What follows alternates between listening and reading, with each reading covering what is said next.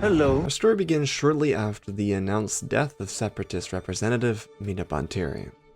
The Republic's power grid had been bombed, the war was further than ever from being over, and Senator Amidala was sitting inside the Chancellor's office, holding her tears back.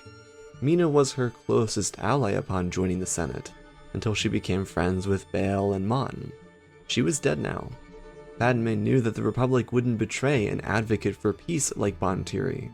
Her life was a sacrifice for peace, and the evil Count Dooku went out of his way to make sure that peace never came. Padme choked back those same tears as she told her first ever political advisor that the cost of this war was far too large. The death toll was already catastrophic, and the chances of bringing peace to the galaxy was growing more and more slim by the day. Palpatine paced around the other side of the desk, clasping his hands and looking out across the vast city of Coruscant. He hesitated, giving long enough of a pause to bring Padme to the edge of her seat.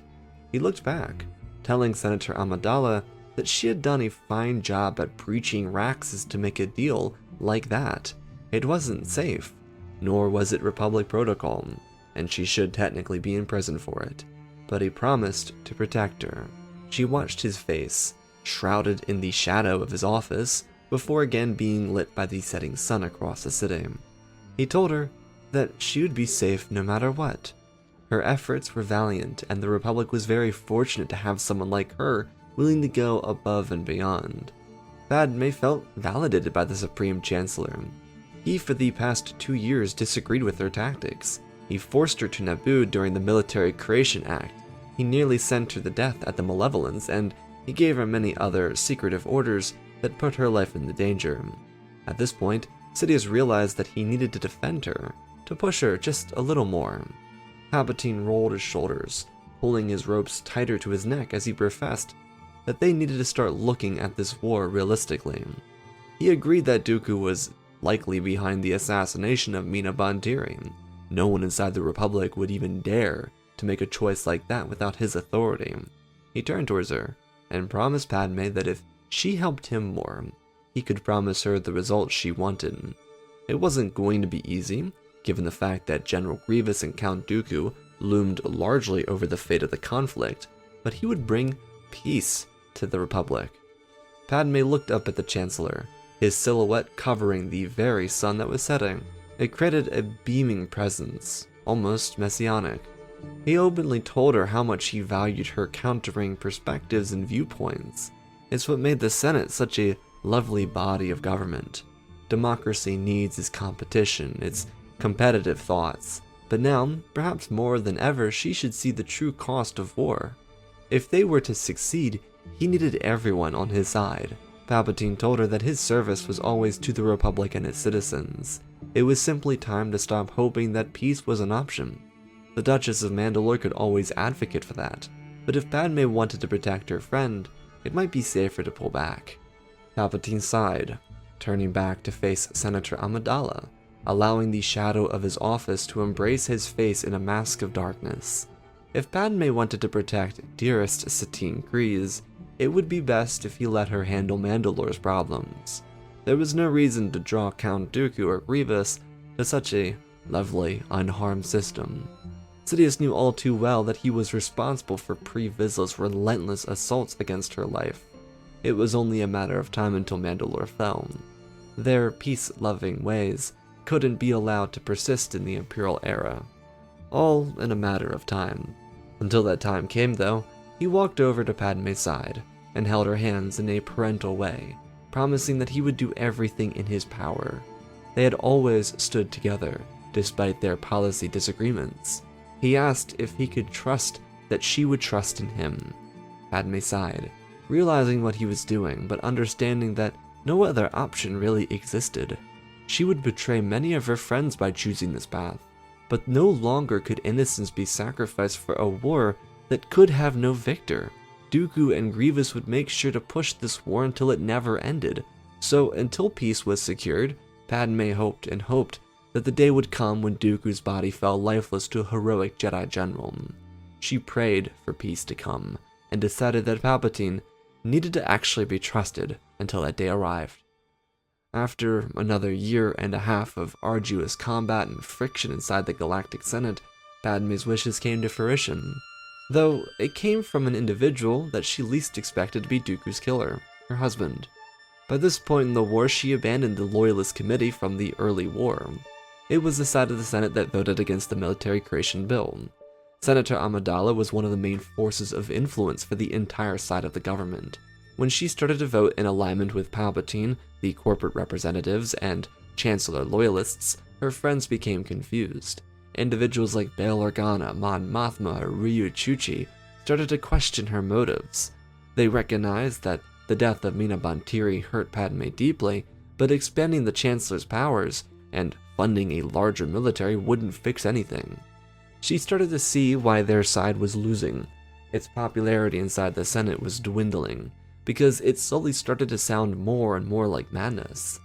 The Loyalist Committee by this point transformed into the Delegation of 2000. Its influence, though, was not nearly as great as it could have been. Senator Amidala may have made some enemies inside the Senate, but even those who didn't like her had to admit that she carried weight. Without her, the delegation was barely staying afloat. Senators Organa and Mothma were influential because of their home worlds inside the core, but they still needed someone like Padme. She was an impressive voice. Very infrequently did individuals from the Mid-Rim or further systems hold such influence. Padme, like her advisor Palpatine before her, was a very unique case for representatives in this sector of the galaxy. It's exactly why planets like Alderaan and Chandrila looked so frail.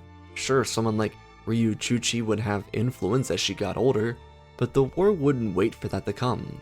No one could be brought into the delegation aside from those who had long-standing alliances with the head figures. But of course, that wasn't the full story. Senator Amidala was on the other side of the aisle now, and she drew attention. Her voice was powerful, her closeness to Palpatine was valuable, and people wanted to please her, in hopes of appeasing the Chancellor. It was a very short string that went straight to the top, and while Padme might be loyal to her advisor in hopes to end the war, it didn't mean that she was reporting every ounce of loyalty that came from her peers inside the Senate. That also meant that for the delegation of 2000, they were even shorter on votes because people followed Padme to the other side of the Senate. She preached the same message that the Chancellor did, but she conveyed it in a friendlier, more approachable fashion. Think good cop, bad cop. She was the good one, and Palpatine's rhetoric sometimes reflected the bad one. They both held similar views on ending the war, and the only thing that pulled Padme back from the Chancellor was the bill to take control over the Jedi Council. Senator Amidala, at the end of the war, just days before the Battle of Coruscant, saw a bill proposed from the Chancellor. It not only would grant him more executive control over the Senate, but provide him with direct influence inside the Council chambers. Despite siding with Palpatine, Padme's view of the Order hadn't changed. She was biased because of course she was. Her husband was one of the great Jedi of this era. So all of her prepared defenses of the Jedi were prepared until Palpatine made a confession to her. Again, just before the Battle of Coruscant, Palpatine requested Senator Amidala to his executive office. They'd been interacting more frequently due to their growing alliance and bubbling euphoria for the approaching of the end of the war. Everyone could feel that the end was coming. The Separatists were on the very verge of collapsing, and Grievous had nowhere else to run. Palpatine wanted Padme to join him on this vote so that he could gain complete control over the Republic and all its assets. He worried that the Jedi Council was becoming superstitious of his influence. Palpatine referenced the Jedi's need to maintain power because of their historical influence with the Republic. If they wanted to effectively end the war, he needed to have clearer insight into the actions of the High Council. Of course, to Palpatine, none of this mattered. It was just an excuse for the Jedi to get defensive, and the Senate to see them more as a liability rather than a proper ally. All a build-up for Order 66, basically. Senator Amidala worried that this might betray the trust of the Jedi, and they might grow impatient with the antics of the Chancellor's office. She did not say this in a demeaning nor threatening way, rather that she was worried for how they might feel towards him. Padme was very pro-Jedi despite her late war political stances. She had to be because she wanted to protect Anakin. Well, the Chancellor had a trick up his sleeve. He told her that he knew that she worried about General Skywalker, and Palpatine himself did too. That boy was a great warrior and even better friend. It's why Anakin confessed to him their secret marriage. Palpatine explained immediately that he didn't want Skywalker to find out about this, but he needed Padme to understand that he was on her side. His voice was higher and lighter. It pranced around delicately as if he were submitting to her, when in reality he was providing a false sense of security. If she wanted to protect her husband, she would need to join him in the executive powers expansion bill.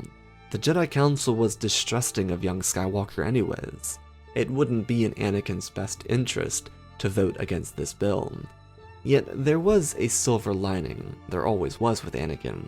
Palpatine smiled whimsically, and it got a little giggle out of Padme. He was considering an option, one to implement Anakin into the ranks of the High Council. The elders were in need of a new face because Master Balaba's rotational seat emptied out. The Jedi Master was out with her Padawan on Kaller, and it was time for a new, proper face to ascend.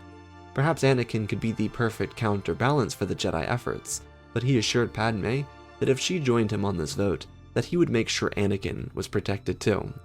He never let her down, did he? Ever since she joined his coalition, every assassination attempt on Bail Organa or Mon Mothma, or anyone else close to Padme had been foiled. Of course, these were intentional blunders, ones that would have never come to fruition anyways, but just furthered Padme's trust in the Chancellor. Basically, he was promising her that if Anakin did end up joining the High Council, he could protect him from the collection of elders. It was no secret, at least in what Anakin said to him, that they didn't trust Anakin. Palpatine was trying to save their order from internal destruction with this appointment, and Padme truthfully believed him.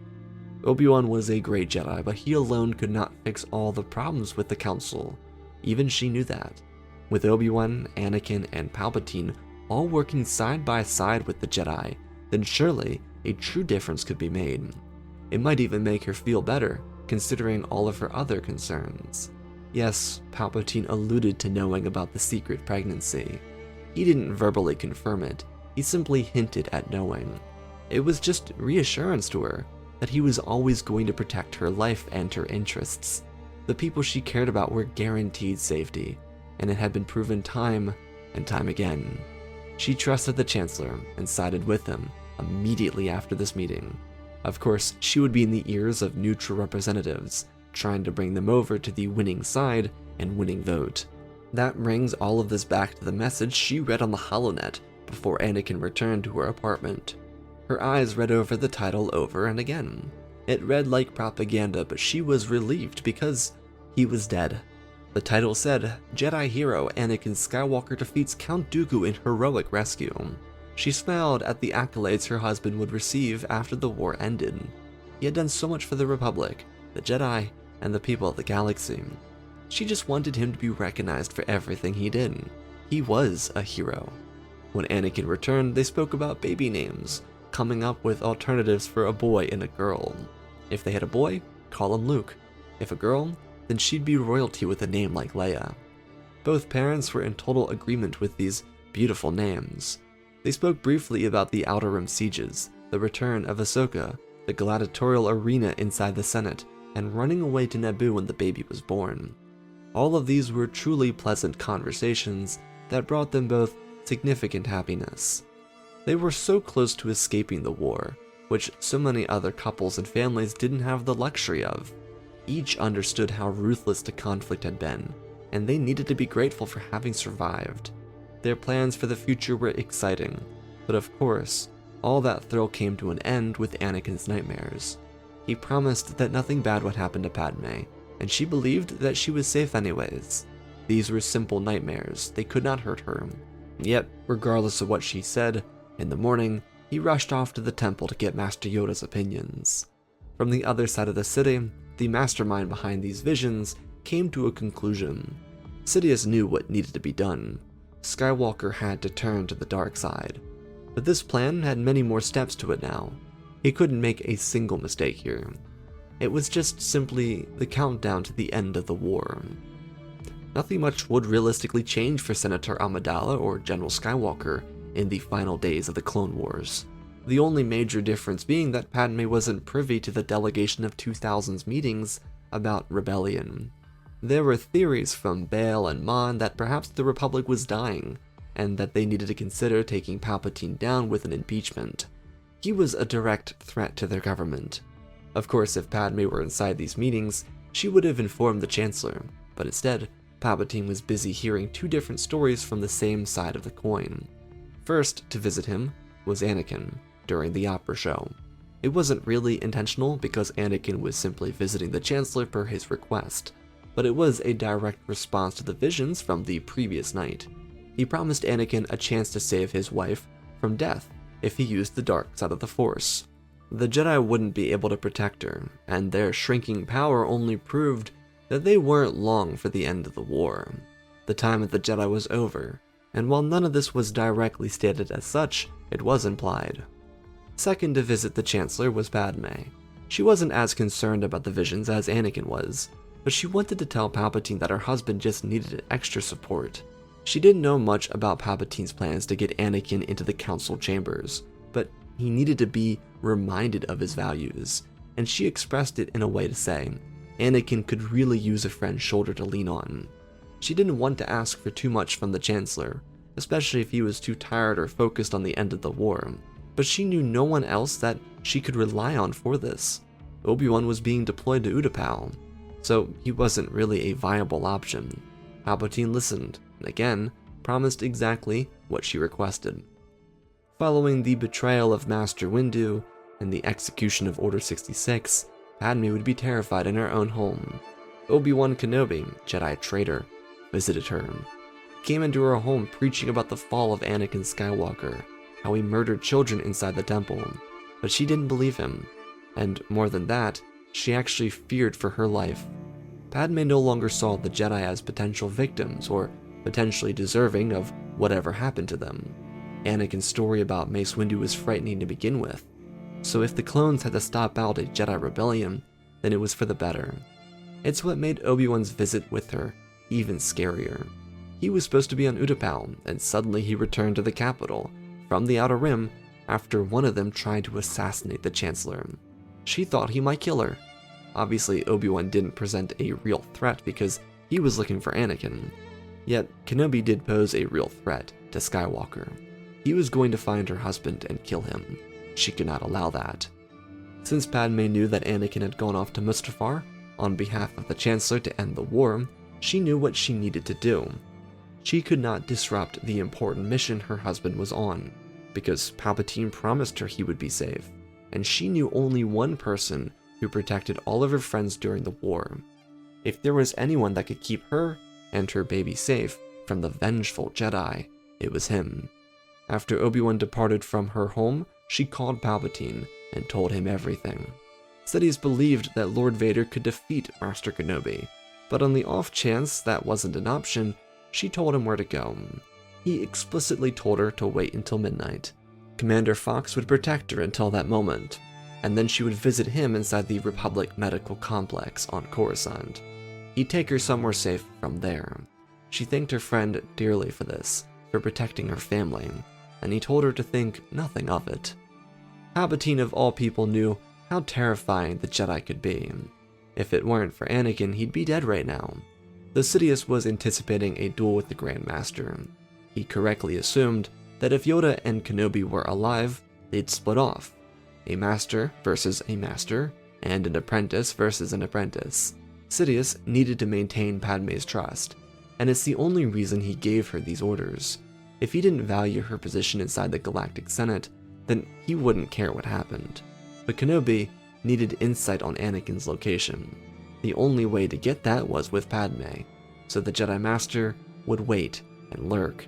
As long as she listened to Palpatine's orders, he could make everything work out to benefit her and Anakin. Just as Sidious suspected, Yoda would arrive to his offices to confront him. If it weren't for a burst of lightning, Palpatine might have lost again, but almost doesn't count in duels. He won the second Yoda decided retreating was a realistic option. With the Grand Master falling back to who knows where, Palpatine gave himself a moment to regather his energy before departing for the medical structure on the other side of the city. Padme, at the exact specified time, left her apartment for rendezvous. Obi-Wan hid inside a hidden compartment within the vessel. The trip was far shorter than he thought it would be. Senator Amidala was quickly escorted into the building by Palpatine, where he had taken her by his royal guards to his private, secret residence inside the financial district. The Chancellor needed protection, and this was for her. She then asked why he wasn't coming along, and the answer was simple. He needed to get into contact with Republic High Command about the Jedi betrayal. Of course, all of this meant that Senator Amidala missed out on the creation of the Galactic Empire. But even at that, she'd been so radicalized by her desire for peace that she'd accept the terms of an empire. It really wasn't that hard for her to justify the sacrifices she made to her career just to end the war. If her policies didn't align with Palpatine after the fact, then who cares? As long as the war came to an end is all she cared about. If that was her legacy, then so be it. And now, the Chancellor was off to the races again to keep the quote-unquote Republic ready for conflict with the Separatists. But in reality, he was luring Kenobi into the greatest, most damning trap he could create. Palpatine had a scheduled media presser inside the medical bay to show off his care for those directly affected by the Battle of Coruscant. Of course, things wouldn't go pleasantly for the Chancellor when he walked into Padme's vessel and found Obi-Wan sneaking around. With a launch of his hand, Obi-Wan was flung from his feet through the corridor and into the wall. Sidious smiled at his Jedi opponent, who brushed the debris off his robe and quickly ignited his lightsaber. Palpatine mocked Kenobi, asking if Sith Lords were really his speciality. He created one. Could he defeat another? It was a direct dagger into Obi-Wan's heart, as he saw the replay from the temple play again inside of his head. He slowly approached, gaining an understanding that if Sidious was alive, then Yoda was probably dead. He was the last hope in the galaxy for peace, for freedom from the Sith. Because without Palpatine, Anakin could always turn back to the light. Obi-Wan believed that wholeheartedly in this moment. Sidious's lightsaber ignited and he weaved it in front of his chest, blasting Obi-Wan back and luring the Jedi Master into an engagement. Kenobi, utilizing Form 4 to keep the Sith Lord off balance, pressed aggressively against his opponent. Palpatine watched Obi-Wan inside the invisible hand, finding him to be an unimpressive combatant, but here he was surprised, and at the very least pleased. Thankfully, Obi-Wan had more fight in him than Masters Tin, Kolar, and Fisto. The weapons collided down the ramp, and Sidious walked out of it backwards, allowing Kenobi to control this fight in his mind. He wanted the Jedi to feel like he could win this, and maybe Palpatine was being too arrogant for his own good here, but he was so unbelievably confident they could win this duel. Due to the media presence inside the structure, no one saw the lightsaber duel cross the external landing platform into the actual building. Obi-Wan kept feeling the depths of everyone he loved, and he remained focused. Once they reached the inside, he flipped into Form 3, perfectly countering Sidious's move into Form 6. It was a massive challenge, considering Maul used that form the most out of all of Obi-Wan's opponents. Palpatine was an impressive duelist, but without relying entirely on the Force, Obi-Wan was able to maintain his composure and put up a real fight against the Sith Lord. Their weapons carried them across a medical bay, where they sliced through droids and machines, before cutting down through a corridor. Palpatine's attack was stopped, as he lost his ability to utilize Form 6 to its potential in the tight hallway. Obi-Wan's growing confidence led him to do something so erratic that even Palpatine couldn't have seen it coming. To assume that Sidious didn't have this entire fight orchestrated in his mind would be foolish to assume. He had every detail planned and exactly how he wanted it to go. But Obi-Wan helped him out a little bit with the last part of it. It genuinely caught him off guard. But as their lightsabers connected near a door, Obi-Wan flung his hand forward and launched Palpatine through the air and into a heavily populated area. Sidious's saber retracted, and he rolled across the ground in front of dozens of citizens, clone troopers, and members of the press. Cameras and microphones were ready, because this was an official statement from the newly crowned Emperor. People across the galaxy were just waiting for him to show up, and they couldn't believe what they were seeing here. Their leader was telling the truth. The Jedi attempted to assassinate him, and here was one of the great heroes of the war, trying to do it again. Kenobi realized his mistake the second the doors opened, and he tried to squeeze a word out when his senses flung him into action. Clones fired on him, and he deflected their strikes, blocking blasts back into each of them and killing them in the process. Quickly, a dozen more clones rolled around the corner, one of the men with a rotator cannon. Obi-Wan was forced to rely on his defenses, which meant that blocked blaster shots went back into clones, civilians, and also, yes, members of the press. It was a terrible look for the Jedi, and from the corner of the screen the clones helped the elderly, limp Chancellor off the ground. He played the part, stumbling as he tried to get away from the attacking Jedi. Of course, Obi-Wan couldn't lose to a couple of clones. He had survived an over 1,000-foot drop. But any chance of saving the reputation of the Jedi was lost in this short skirmish played across the galaxy in live time. The members of the press retreated, taking cover as the last of the clones lost their lives to the attacking Jedi Master. He at this point knew that nothing would save the Order from the public eye. His sole mission now was to kill the Emperor, no matter what. Once the clones were gone, he rushed into another corridor, where Palpatine stood, waiting eagerly with a sinister grin on his face. He welcomed Obi-Wan in, and the Jedi thrusted his hand forward. Palpatine shedded it with no problem, and with the lift of his hand, the Jedi Master flew across the corridor and past Palpatine, hitting an adjacent wall and smashing into the ground. Sidious ignited his weapon and readied for the duel. Kenobi re-engaged, and instead of getting a fake fight with the Emperor, he fought the truest version of the Sith Lord. His speed was unbelievably fast, his skills remarkable, and his mastery of the Force undeniable. It made sense why only Windu and Yoda could do this duel. And while Obi-Wan had the greatest mastery over Form 3 in the entire Order, it would only last him so long. Sidious's combined skill with Saber and the Force easily outlasted Obi-Wan, and in the end, he died, knowing that he didn't just fail the Jedi Order and his only student, but he also completely destroyed the reputation of their religious sect. It was over. Padme, like the rest of the galaxy, wondered for hours into days if the Emperor survived. He kept the entire thing a secret. Lord Vader returned from Mustafar and reunited with his wife inside her apartment. Sidious made sure that everything was taken care of, to make sure they had the easiest transition. By this point though, because Anakin's descent into madness was only with himself, alone on Mustafar, he didn't have any delusions of grandeur. He simply wanted to retire to Naboo to be with his wife and their child. It was the best choice for both of them. They were obviously worried about their friend Palpatine, but at this point, there was nothing they could do. Mas Amedda, per the Emperor's request, put the Senate into recess for over a week. It kinda meant that the Empire just existed as an entity without any real leadership. Palpatine simply used this recess to do as much damage to the surviving checks and balances of the Republic government. Barely any remained, but it provided him a full week to do everything in his power to manipulate the Imperial military into whichever way he needed it to go.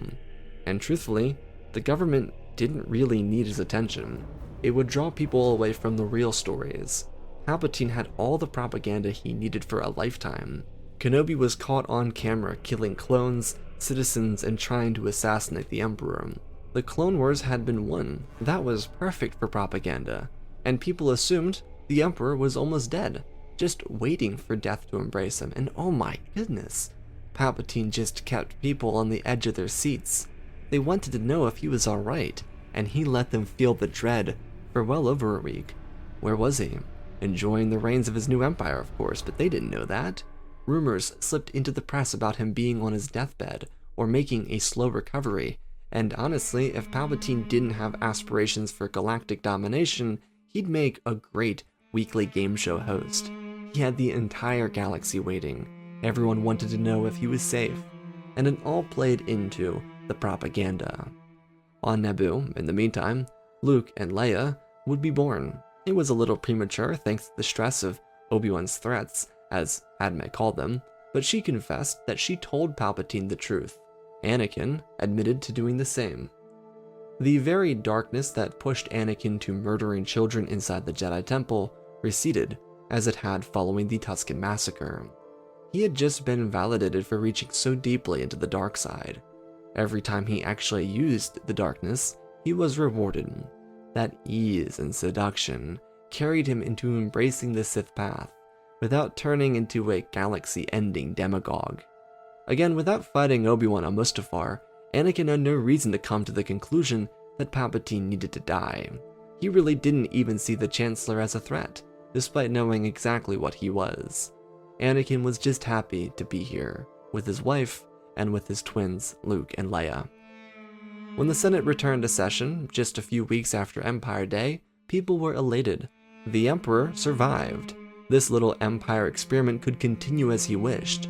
Just by waiting on the sidelines for a couple of weeks, Palpatine created a new band of loyalty that he wouldn't have had otherwise. People on both sides of the conflict started to see the Jedi as the true problem. Even worlds that were fiercely aligned with Dooku realized that perhaps the Count of Sereno misguided him. It was a tough pill to swallow, but a fair assumption too. Dooku was too a Jedi. Perhaps the Jedi started the war to begin with. And very soon, before Palpatine returned, did people start to view the Jedi as perpetrators behind the beginning of the war. They wanted power and they almost had it. Palpatine's return was heralded with parades, fireworks, and celebrations. Despite being in the shadows, much of the early Imperial work he wanted done was already ready to go. Senate funding was redistributed. Members of the delegation of 2000 were already hazed for supporting an anti-Palpatine caucus, and the chain code system was implemented. Many of these acts enacted by the silent government with Palpatine before his public return were seen as military protocols, basically telling people that Palpatine wasn't responsible for any discomfort that they might face following the Clone War. Yet, his return wasn't exactly important on Naboo. Anakin's orders were complete. The deal was finished. The Jedi were destroyed, Padme was safe, and the children were born. Anakin's ideal life could be fulfilled. Sure, he was ignoring some painfully obvious deception, but he didn't care because he was happy. And Palpatine allowed that to persist for a couple weeks after his public return. Obviously, with Senator Amidala on maternity leave, he needed the Senate to be restructured until she returned. She kept tabs on bills and so forth, but she remained grateful that the Empire brought peace to the galaxy. Anakin's first new orders as Lord Vader were to hunt down the surviving Jedi and kill them. But little secret, Anakin didn't really care about them anymore. What had been a really strong and healthy relationship for the past 13 years became almost begrudging immediately, and it left Palpatine with a difficult hand to play. He knew that if he killed Anakin for not wanting to work for him, the twins would resent him. He couldn't have that. Padme was untouchable, because she was the key to keeping Skywalker. So, Palpatine promised Anakin that he would train him in the ways of the dark side, if he continued working on behalf of the Empire. Because, of course, Lord Vader had an award ceremony in his honor for remaining loyal to the Empire. And of course the people ate that up too, because Palpatine told them to. He could make any of Anakin's dreams a reality. Despite his worries about getting into action and doing whatever the Sith Lord wanted, being valid, Padme supported the Emperor. She believed that what Palpatine was asking of Anakin was only fair. He had done so much to take care of their family. They should be grateful and give him the benefit of the doubt. It was really hard for Anakin to swallow this. Hearing his wife, the take-no-BS Padmé Amidala, almost bow down to the Emperor was ridiculous. Yes, Anakin was very appreciative, but the deal was finished. The Jedi were gone, she was safe, and they didn't owe him anything else. They gave Palpatine an empire. They should be able to live freely. And while Padme agreed, there was also something else. She had purpose. She was still a senator, and she truthfully, at this point, believed that their mutual family friend was trying to give Anakin a purpose too. He believed so hard in the Jedi, and they were traitors. Maybe Anakin was just upset because he didn't realize how much he appreciated having the gift of purpose from the Jedi Order. Despite feeling like he was being gaslighted, he decided to give it a try. The second half of Padme's maternity leave would be spent on Coruscant anyways, allowing Anakin to feel more confident in helping the Empire and the Emperor with his requests. All the while, Palpatine created new plans to make sure his two aces remained loyal to him and him alone. Lord Vader, fully capable as a dark side warrior, employed the Inquisitors in missions to hunt down the Jedi. Truthfully speaking, all of them were easy for Anakin to kill. Aside from maybe Master and Phila, almost every other opponent was a low-level knight or a Padawan. He wiped out the Jedi so quickly that not even he wanted to keep doing it out of sheer boredom. So he became the face of propaganda, providing himself as a media resource to the Imperial press. They plastered him across the galaxy. Signs went up with the words, "Report Imperial traitors, do the right thing," and his face planted next to it, and so forth. The Imperial propaganda machine forced Anakin to the front, as the Clone Wars had, and he became the golden boy of the Empire. Padme had a very similar experience. She was still widely respected, and with Palpatine loyalists becoming more popular post-Clone War, she was already a celebrity. Palpatine put the two of them front and center, forcing all of their problems to become galactic problems. They were the Imperial couple, they were royalty, and it was designed to force them to remain together, or face the wrath of the galaxy. And while Padme wasn't huge on the publicity aspect of it, and even Anakin was growing tired of it, she did find it easier to make her needs met inside the Senate. By the time she returned from maternity leave, all of her big issue votes were passed by people that wanted her as an ally. It was simply a very difficult position for Anakin to be in. He truthfully didn't want to teach the Inquisitors because he thought so little of them. If they were Jedi, then they should have at least had the courage to die as that. Little hypocritical, obviously. But he also didn't want to be someone else's student. He was grateful, yet teetering so closely to being completely over this unending pact. And the problem for Anakin was that his wife was so completely bought into it. Padme saw the value of the peacetimes, and while she did directly avoid the continuous expansion of the military, she was head chair on several committees to build and maintain peace, which is what she wanted. There was nowhere for Anakin to go, and he became trapped by the weight of the pressure from the outside, and also the growing friction on the inside. By the time the first anniversary of Empire Day came around, Anakin was resentful of his choices. Luke and Leia were his pride, he loved them with all of his heart, but his marriage was a much different story. He attempted to develop healthy communication habits, but she was determined to praise Palpatine. It hurt him to see because he understood why she was doing it, but it was coming at a great cost. And even worse, Palpatine was involved on both sides of their conversations and in their marriage. Sometimes, less frequent nowadays, he would actually get Anakin's perspective, but he definitely got Padme's. No longer was the Imperial royal family just in the public spotlight. They were a part of Palpatine's larger plan. It was very easy to see where this needed to go from the Emperor's perspective. Simply put, Anakin was becoming too hard to manage and to keep control over. He did not claim loyalty to the Sith, only to his family, especially the children. And that was the problem. It was also the case for Padme too. She was firstly loyal to the children, then the Empire, because she refused to let them grow up in a galaxy of conflict. Maybe she had to sell herself short on a couple of ideals, but it was for Luke and Leia's future, not for anything else. She didn't care about herself, she wanted Luke and Leia to have a prosperous life. They didn't deserve to live through a clone war of their own, and Palpatine promised his friend, like he did with everything before, that they wouldn't endure that kind of pain. Their family in real time was being torn apart, and Skywalker, after a year of full-blown training with the greatest Sith to ever live, made a decision. Palpatine needed to go. Luckily for him, Sidious presented him with the perfect opportunity to do so. Because Palpatine had a replacement for the Chosen One, in the form of Luke and Leia, he was willing to have Lord Vader destroyed. He'd always been about replacing his students to best suit his environment. Anakin had done his job, the Empire was born, and already a year strong. It was time. So, on a family vacation, where the Emperor promised to visit them at an all-inclusive resort on the planet of Cantonica, the Nibiris and Skywalkers went for a trip. It was a visit to a historical location near the water, somewhere for Luke and Leia to get their first taste of beaches and sun. It was a beautiful upper-class world, and the perfect place for Anakin and Padme to reconnect with their marriage, which Skywalker was very hopeful for. As an additional note, Luke and Leia had seen the water on Naboo, but that was at a lake. This was at a beach. Padme was also very optimistic about rekindling the relationship with Anakin, but she also realized something, thanks to her friend Palpatine. Anakin's deep ties to the Jedi could make him a direct threat to the children. Palpatine hypothesized that Anakin could be regretful of his actions during Order 66, and those actions could make him deadly.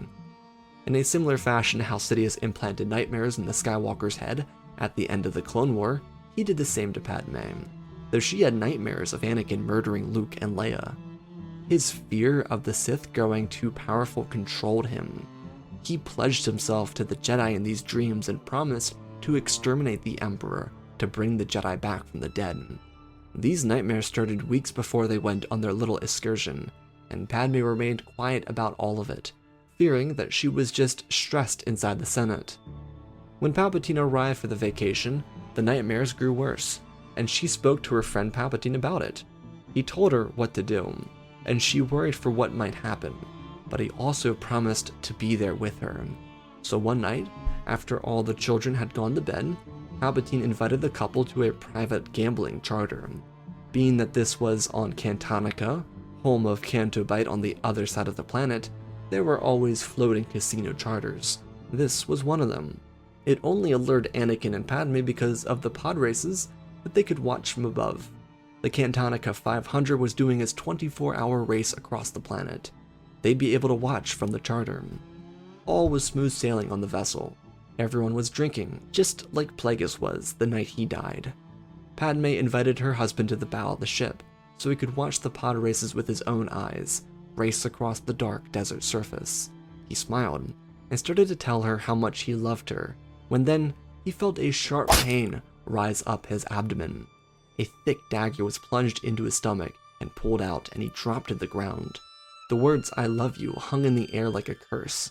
Anakin looked up in disbelief from his knees. She wanted to apologize, but all she kept seeing was the murderer of her children. Luke and Leia didn't do anything to deserve that. They deserved a free life. She couldn't believe who Anakin had become, or what he was hoping to be. But Anakin said the exact same thing about her, only he actually said it audibly. Sidious, hearing the commotion, arrived to the site of the assassination attempt. He looked down and told young Skywalker that he should have pledged his loyalty. Luke and Leia deserved so much better than a deadbeat father. Anger rose up Skywalker's spine, but the wound only pulled him down to the pearlescent floor. Anakin wept a little, watching crimson pour out across his hand as he tried to keep pressure on the wound. Sidious apologized to Padme, who tried to remain strong, until from Palpatine's belt, a crimson saber ignited, and Anakin jumped to his feet, shoving the weapon straight through Palpatine's chest. His eyes bursted open in shock, and Padme, holding the dagger she ripped out of Anakin's abdomen, attacked. Anakin didn't even see it, as he viciously ripped his master's weapon from his heart. In the same moment he pulled the weapon out, he sliced the saber across Padme's chest by accident, knocking her back and dropping her. It was such a quick reaction that only happened because she attempted to stab him again. Anakin turned over and reached out. Even though he had been betrayed, he still wanted to save her. But the tragedy, despite all of this, the penance he had to pay for the purge of the Jedi, was that he could never save Padme with the dark side. He could not force heal her, he could not bring her back to life, and instead, he had to live with killing her. He was betrayed, but even in his heart of hearts, he believed that without Palpatine, they could have resolved things. They could have made things right, and now the Emperor was dead. Palpatine's royal guards didn't give Padme and Anakin a final moment to themselves, and Anakin was forced to kill all of them, losing out on Padme's last seconds of life.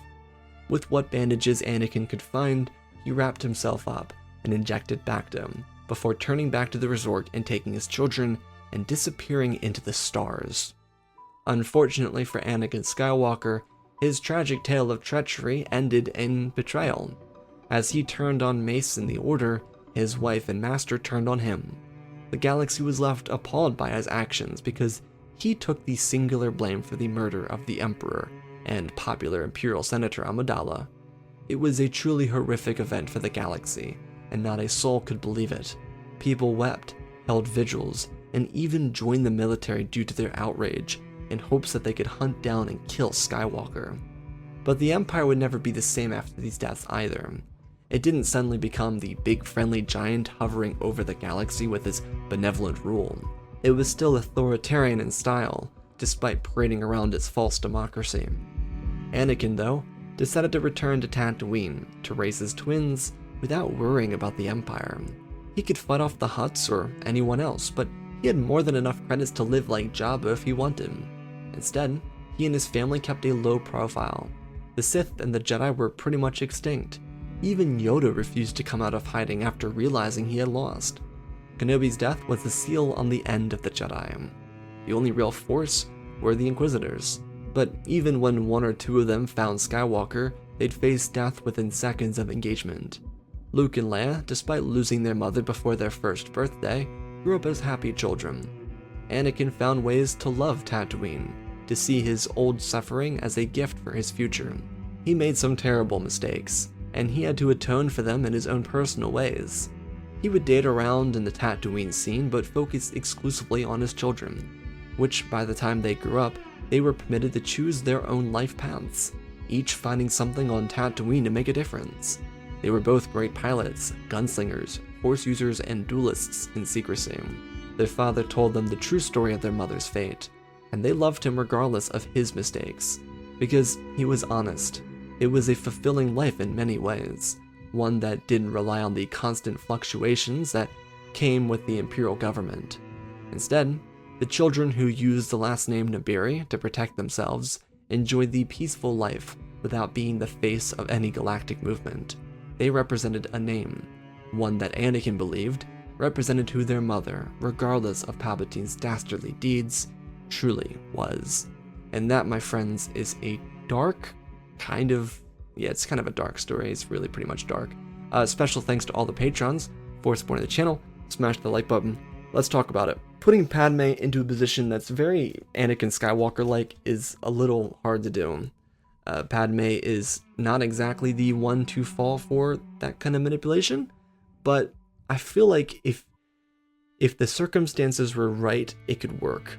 And I think the way it's presented here works kind of the best. There might be another way to do it, but just kind of convincing Padme that the only path to peace is through ending the war with violence is why Palpatine gets her on his side. It's the death of Mina Bontiri that really does it. And so you have a Padme here that's just desperate to end the war because she accepts that Dooku killed Mina Bontiri and recognizes that she's never going to be able to do her path to peace, which is actually just which is like treaties and so forth, because Dooku and Grievous will never allow it. That's what her realization is. She just knows that nothing is accomplishable. And so you have this arc for her where she's just kind of relying more and more on somebody instead of just trying to do it all on her own.